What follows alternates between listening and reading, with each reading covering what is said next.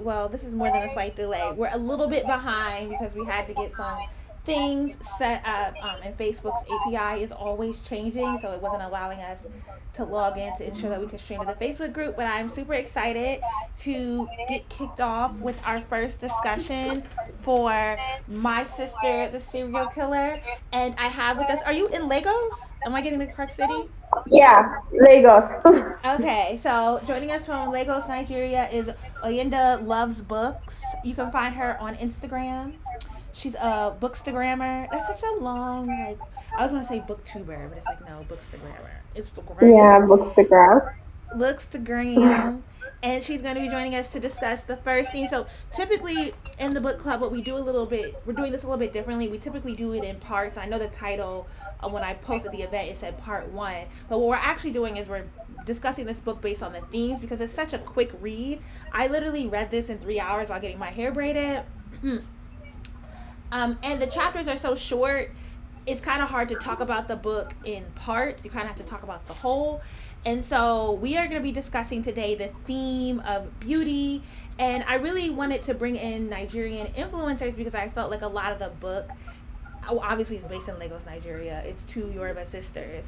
So I really wanted us to be able to think through some of the cultural motifs, some of the ways in which specifically Nigerian and Yoruba culture might impact the way the story was told.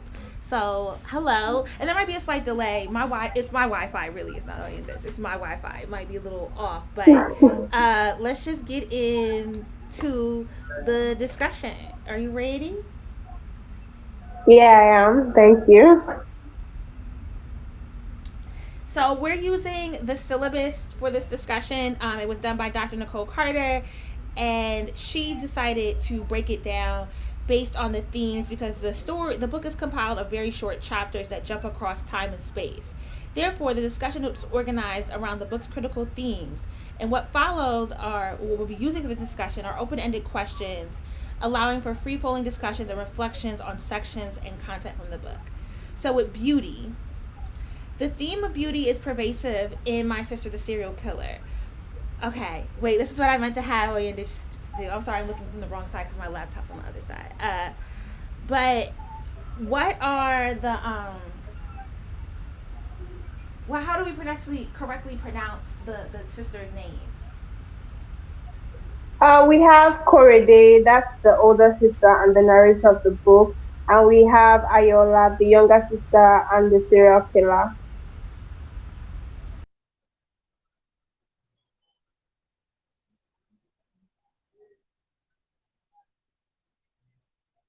I can't hear you. Oh no, I just muted Okay. myself because I was trying to make sure there's no echo. No, nobody's late. We Okay, are okay. late getting started. Yeah, they're saying there's an echo, so I'm just gonna mute myself when you're Oh, talking okay. because sometimes Okay, there's that's a. fine. Okay. So Korode and Iola. So Korode is the one who is telling the story. We pretty much hear it from her narrative, and Iola is the sister who is the serial killer, but also the very beautiful sister, right? Which is the main one of the main Yes. themes. So Korode is preoccupied with mostly the looks of other women and at times her own. Women's appearances, attitudes, behaviors, tendencies, intelligence, kindness, and other attributes are all up for judgment in this book. So, what is the author's purpose in including so many descriptions of women's physical appearance or style of dress in the book? And is there anything specific to like Nigerian culture that would explain some of the reason why the author chose to focus so much on the way that women appear and the way they interact with each other or interact with the men? Well, a lot of Nigerian men have a specific standard of beauty, and beauty is a currency. There is something regarded as pretty privilege. So when you are pretty or a man sees you as fitting his own standards of beauty, he's likely to break his rules for you and do things for you that he will not do for other women. There is a scene in this book where um, a the police where they were being interviewed by the policemen, and then there was one of them that was basically thirsting over Ayola, and he was ready to even abandon the investigation just for a bit of our attention, so we can see that. And also, their mother favors Ayola. And in Nigerian culture, it is very common for mothers to want to see their elder daughters married off first. But because of the way their mother sees Ayola as the prettier sister and basically has no hope for the older sister Korede getting married, she places priority over seeing Ayola getting married, and even says that she says it a lot without any consideration for Korede's feelings.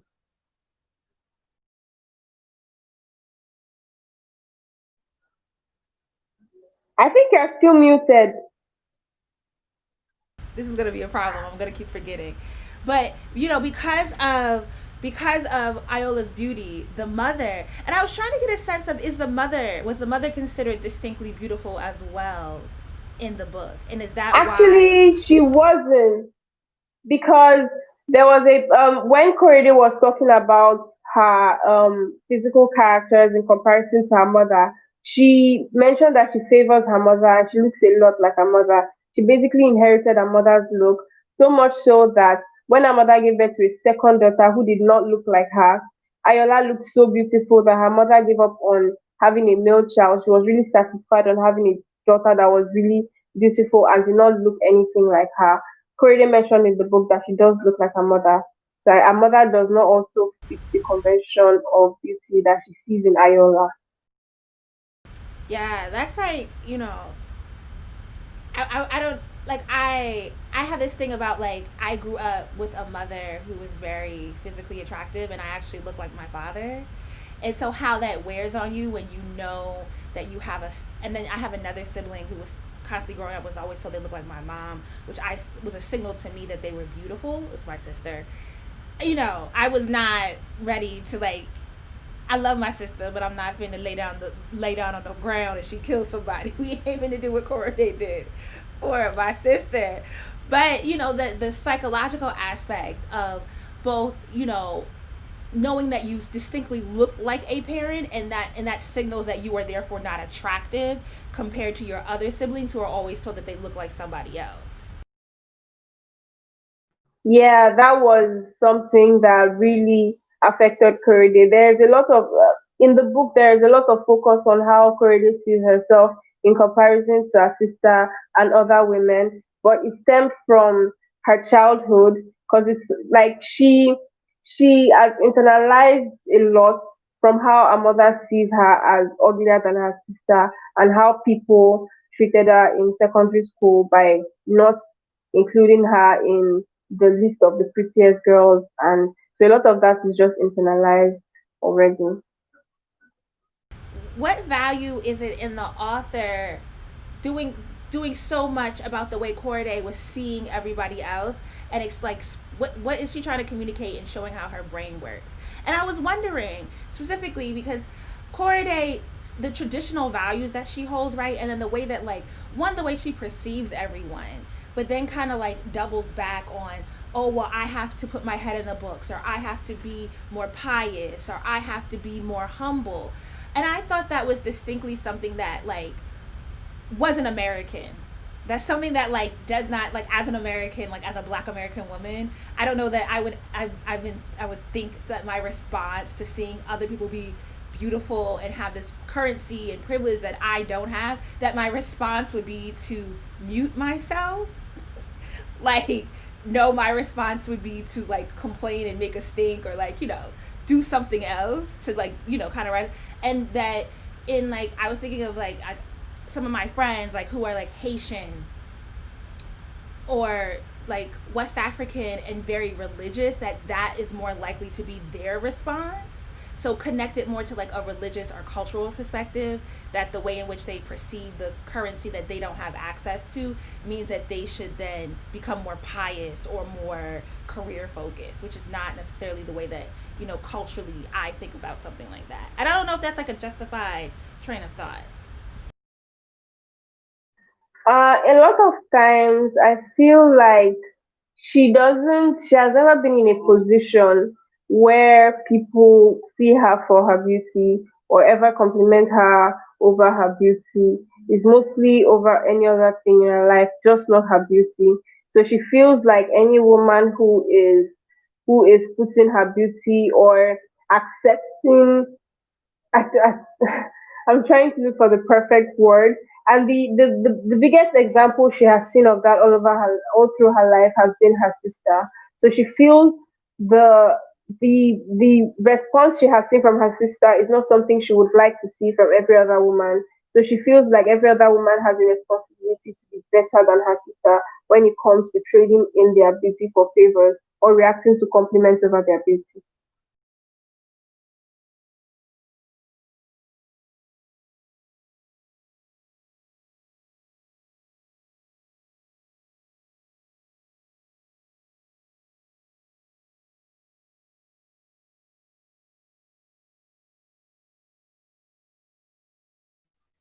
You're still muted. I'm gonna keep doing this. I'm like going through the comments. Sorry. So I'm sorry for Oh, being that's so dead. fine. So I got a new computer and I don't know how to deal with the echo yet on this one. But anyhow, let me go Oh, back. So okay. somebody was saying, I love the pretty privileged context, and they think the use of beauty in the novel is definitely a reflection of the culture and the standards of beauty in society as a whole. And colorism, she talked about her sister's color all the time as a honey colored and would call herself dark.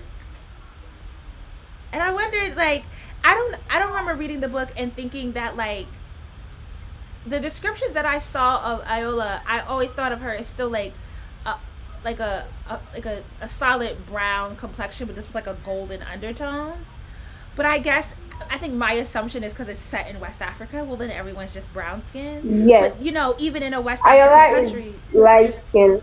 yeah, she's light skinned, and I Yeah, don't she's think that very light registered for skin. me. Yeah, and oh, okay.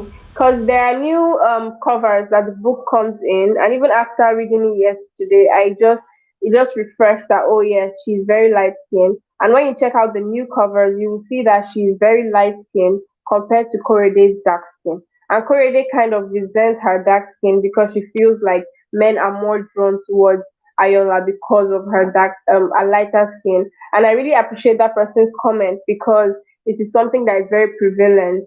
Lighter skinned women are giving more social currency and more pretty privilege than dark skinned women, especially here in West Africa. So that the author was really onto something when she created those images for the sisters. It's always funny. Like we read books, and then like there's a new book cover after we've read the book that adds more context. And is the book cover the same in? Because I know, do y'all have the same book cover for the first edition of the book? Yes, the first book cover is this one, but I don't think this was the one available in Nigeria. The Nigerian cover is different, and now there's a second one, so there are two book covers in Nigeria. Okay, yeah. It's interesting the way they do book covers for different countries. So like typically, Yeah, different publishers do different book covers. If you have a different publisher in one country, then there's a different cover in that country. the thing is in America, if the book is typically written by an African author, it'll either have brown, yellow, or orange as the cover color. Oh, yeah, I've not really noticed that. It's like a thing here in the States. A lot of our books by African authors, so like Chimamanda and Yajasi and well, I have like Yeah, I Wole know and Chinua, Homecoming has an orange cover. all have orange, yellow, or brown covers. And so this one, I was like, well, maybe because it's Nigerian, it has such strong green in it. But I was like, this is not the standard cover that you get. Like, this is a bit more progressive of a cover. And I think the illustration on it is gorgeous. Um, Yeah, it is. Somebody's saying capitalism. All right. So the next.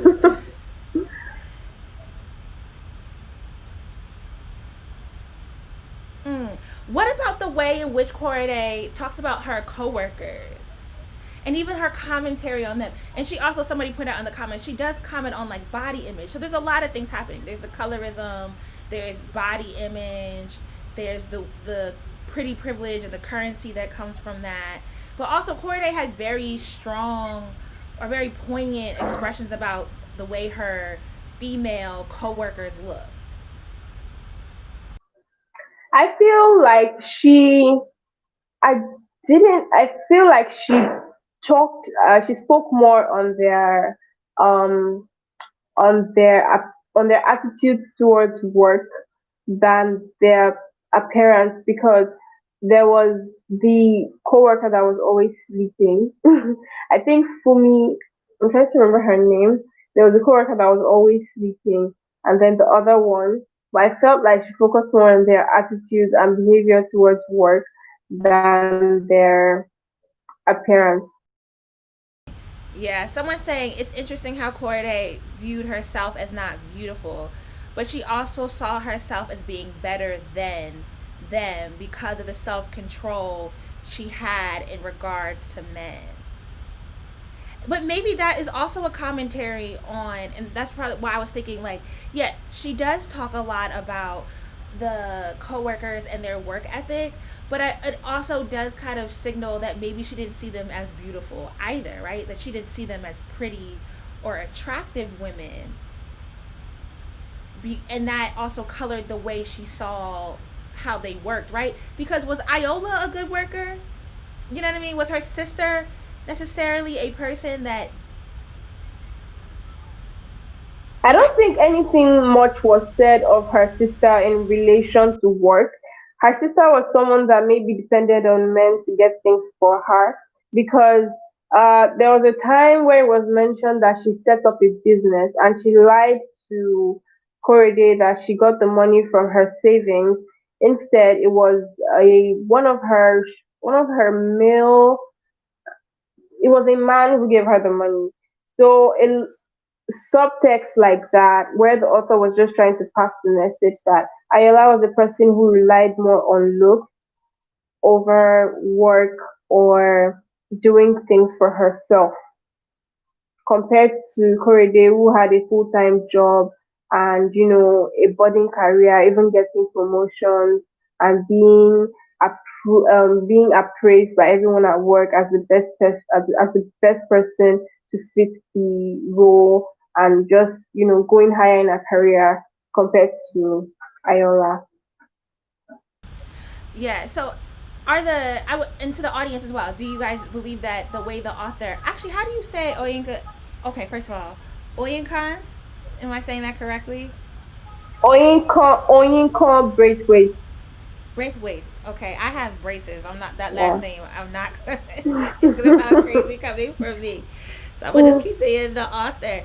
Do you guys think that there were archetypal? So in the syllabus, it says that the author relied on two archetypes of black women: one vapid, self-absorbed, pretty, Iola, Aola, and then the other hardworking, smart, dependable, and unattractive. Did my camera just go off? Hold on. I think my camera just went off, but we're just gonna keep moving. We ain't got time to keep doing with all the technical difficulties today. And I think maybe I was giving Aola like a little bit more grace. Maybe I was being a little bit more, because I didn't see her as like purely like a lazy character.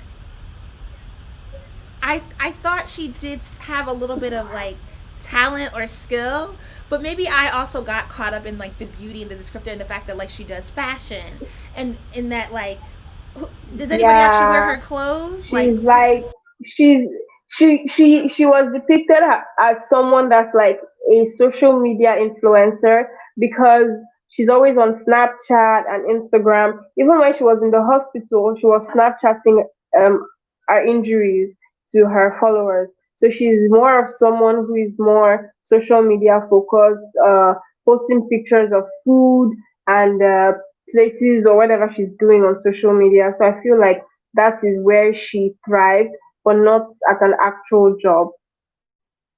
And also, when in the syllabus it mentions the author using two archetypes. We have the vapid self-absorbed in Ayola. We can also see self absorbed qualities in Muta's wife, because Korede mentions during an interaction with Muta's wife, who she compares with Ayola a lot. She sees a lot of Ayola in Muta's wife, and she mentions that they even have the same skin, they have the same complexion, and Muta's wife expects the world to revolve around her. So we can see that same self-absorbedness in the both of them.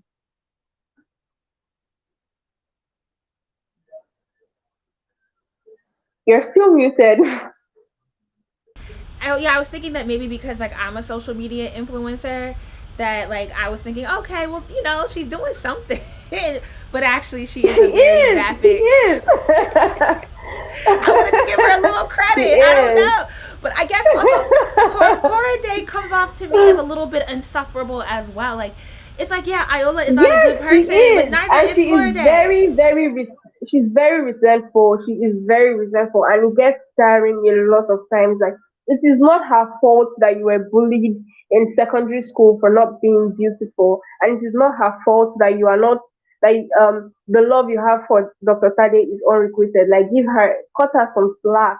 She's very resentful towards her sister, and that shows a lot in the way she talks about her sister. There was a part where she was comparing her sister to a soccer bus and a scarlet woman, and it's just because of the lacy underwear her sister had on, and it was like, girl, let her live. So yeah. I was just like, some of the interactions that Corday was having, like I believe in pretty privilege, right? And I do think the way that Iola walked like some of the things that she got in the way she was able to get into certain positions and have men respond to her was absolutely unfair. It's steeped in patriarchy and misogyny, and it's actually not beneficial to any of the women in the book. But I also thought that some of the things Corday experienced, she brought onto herself.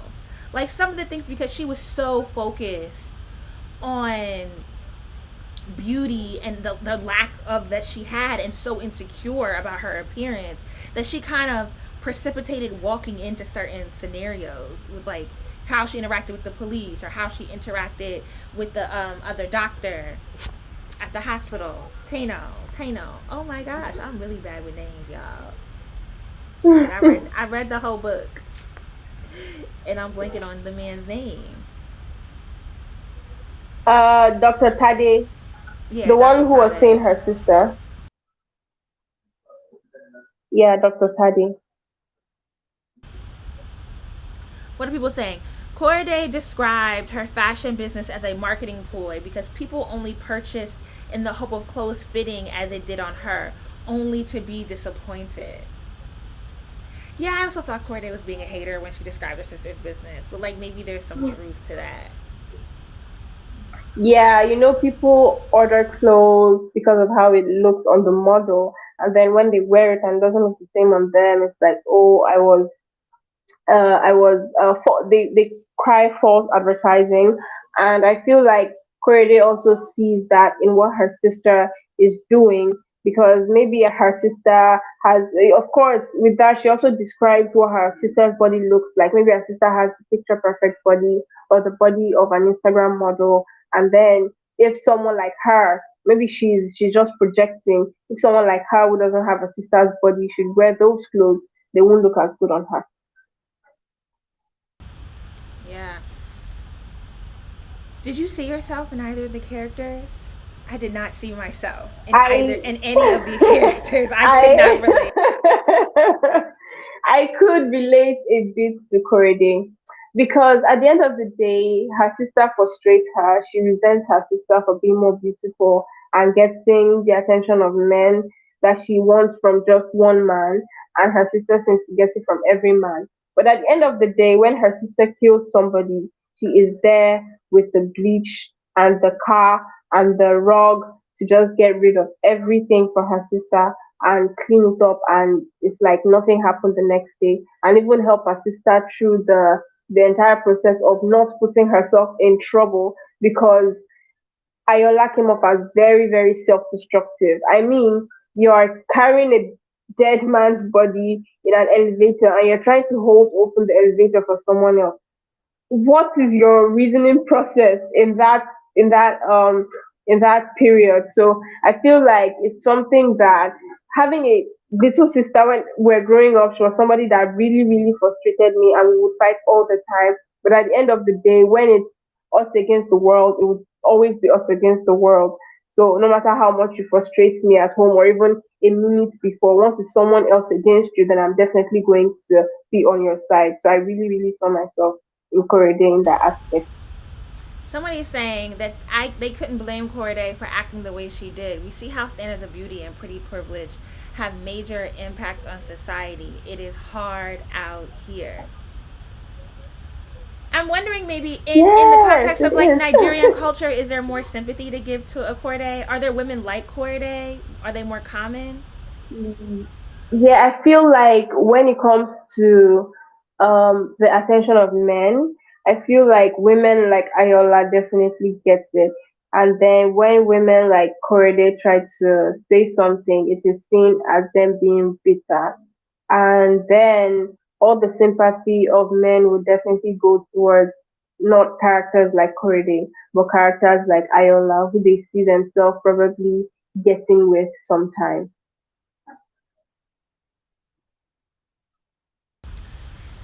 Maybe I read too much into this, but I thought that Corday's role as eldest sister also had a lot to do with her reaction. I interpreted her as being the responsible sister, always having to look after Iola and then resenting that she had to be so loyal. I feel like the part where she would resent being loyal was when she was pining for Dr. Tade because she felt like this is the best time for her to maybe tell him the truth about her sister, and then he would definitely leave, like stop pining over her sister and look at her differently and maybe be romantic towards her. But then the fact that she had to be loyal, because I feel like it was at that time that she became really, really mean and she snapped at Ayola a lot more during that time. And she even went as far as breaking the vase of flowers and even ruining Dr. Tade's office, all because her sister, yeah, she definitely resented having to be loyal. Back to like this the theme specifically of beauty. I'm wondering if like because in the syllabus it asks what does beauty get these women? What are they denied for their lack of beauty? And I'm wondering if as black women in America would they have had this even close to similar experiences, right? Like would Iola's beauty have been like as much stratification between what she receives versus what Corday receives if they were in like American society? I wouldn't be able to speak to that because living in an American society is not my personal reality. But in the Nigerian society, there's a lot of realism in what happens in the book. I could definitely see that happening. We have a light skinned woman that's petite and has a very nice body. And we have a sister who is dark skinned and not even really pretty face wise. And obviously, based on what she has also said in the book, she doesn't have a body as nice as Chloe is. So I feel like the pretty privilege that comes from the difference between the appearances is really something that is more relates more to the West African or Nigerian reality. Yeah, people are saying that they feel like in America it would have been similar because men tend to like light skinned women, and there's absolutely we have light skin privilege and colorism. Yeah. Definitely, it's very much so a Oh, thing okay. here. Yeah. So. But I was just thinking, like the type of women that I see, like when I think of like an Iola, and like the type of women that I've experienced who are similar to that, they always kind of embody a sort of like, well, I guess Iola is also what's the word, aloof, like unaware, just Yeah, she is definitely aloof. She acts she acts very carefree a lot of times, and it makes no sense. You are a serial killer, and any slip up is going to get the cops, like you are going to jail, and she acts like she doesn't have a care in the world. So Yeah, she's or definitely like ugly. even the way the murders go when she's unable to like say what actually happened, and like there's no point where I ever felt like Iola was really honest. But I don't know if Iola knows what honesty is. She only knows her perspective of like how she feels in the moment. Yeah, I feel like she was always dishonest, and the only person who finally proved her dishonesty was Dr. Tade. But um, even her dishonesty is very obvious when her sister is trying to ask her questions later, and she just keeps evading question after question. So yeah, she's definitely dishonest. If we talk a lot about Iola's beauty, but Dr. Tade, oh, I'm saying the name wrong. Dr. Tade, I don't know. Whatever, the Dr. doctor, Tade.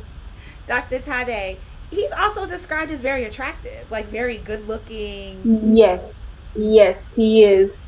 He is described handsome, attractive, and I'm trying to look for the word, like his handsomeness is bewitching, enticing, and enchanting. So he's someone you can get lost in his eyes, get lost in his words. He has a way with words. He has a way with his smile. He just is just an Adonis, basically.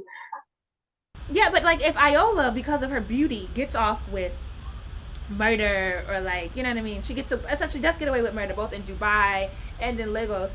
Why doesn't the Yes, same he, sort of thing? So is does Dr. Tade receive? Does he have less currency with his physical attractiveness? Like does beauty not work in the same way that because he's beautiful and has a good career? So why is there not more of yes, like a like even when the thing happened between him and Iola, he still ends up going to jail. He still gets sentenced, right? How does he not get off? yes. At the end of the day, it comes down to, you mentioned it earlier, it comes down to the misogynist nature of the society, and how it's like women are seen as weaker, so it's not really believable when they make it to court, when Ayola appears dainty and small and weak, and she's the one with the injury, and when compared to Tade, who is bigger and more is muscular, and just someone who can definitely overpower her. And at the end of the day, he's unharmed and she's the one with the knife wound. So it will come down to them believing that definitely she's the weaker person, the fairer sex. So he's definitely ruled guilty. Yeah, it's Corday who gets to weaponize her beauty, but the men don't get to. And I Yeah, mean, and it's the he men who does set that a that lot. standard, but it also harms the men because they can't weaponize it in the same way Yes, either. exactly. Toxic masculinity. They're also prisoners of their own cage. Yeah, absolutely. And Tade gets caught up in it. Unfortunately, I felt a little. I did feel a little Yeah. bad for him. Like the ending of the book kind of was I just like, did. I did, but at the same time, I didn't, because I felt like he well, I felt like he was too in love to like pay any attention to what Korede was telling him, because when Ayola attacked him, he was like, oh, Korede was right, and then she was like, Korede, what did you tell him? So I felt like if he had paid more attention, he would have been more careful and things wouldn't have escalated to that level. yeah. And it was interesting how he turned on Corday in the end. But we'll talk about that in another Yeah, discussion. All right, that's all I have for sure. now. I want to thank you for joining us. I know we're like 6 hours apart, so it's almost 9 o'clock where you're at. Yeah, yeah, it is. Um, Thank you, and everyone can again find her at Oyenda Loves Books. If I was more technologically savvy, I would have it here on the screen. But we just getting by. That's fine. But we do have it linked in the description box. It's linked in the description box on YouTube and on the Facebook group. So definitely go follow her. What books are you currently reading? I'm currently reading A Little Life by Hanya Yanagihara. That's a It thick book, is girl. a How many tome. pages is that? Yes, it is. It's so It is thick. 720. Yes, it is. It is 720 pages long and it has like super tiny print. So I'm just making my way through it a couple of pages a day. And I am also reading Percy Jackson and The Lightning Thief for a January read along. Wait, how many books do you read in a week? It depends on how free I am, but I read at least five a week because I mostly listen to audiobooks. So it doesn't really affect my other tasks. But paperback, I try to read one paperback a week whenever I am free. I just pick it up and I'm currently reading Black Sun, and this is a thick book for me. I love Black Sun. I listened to the audiobook. I got it from Libro FM as an ALT and I loved it so much. It's such a beautiful fantasy and it has a beautiful range of characters. I just love it so much. I really loved it. Oh, that's good. I've been reading it because the publisher sent this to me because they want to. Well, we probably will read this in the book club. Um, but I was like, yo, I wonder if I should just listen to this on Audible because it's so like expressive and so detailed about like the landscape and the Yes, characters' and moods. it has an entire cast of characters doing the audiobook. There's four perspectives, there's one narrator who just takes you on an entire experience. And then when you're listening, you can definitely just take notes in your physical copy. You can just use tabs and stick post-it notes. So yeah, I definitely recommend the audiobook. It was an amazing experience for me. Wait, you're saying I should use post-it notes to keep track of the characters? Not really post-it notes. You can just do a little tab like this one that I have here. I forgot the name right now, but you can just do something like this. I'm like on page 141. I was reading it this morning and it's real intense. But I'm like, yo, this would be a beautiful Yes, it book to is. listen to because there's like singing and all these other elements too, and it's about indigenous culture. Yes, So, it is. yeah, It is amazing. I'm happy to hear you loved it. All right. Thank you for joining us. Everyone else, enjoy the rest of your Saturday. It's 3 Thank p.m. where you I'm at. so much for inviting me. I enjoyed it so much. Have a good night. Bye.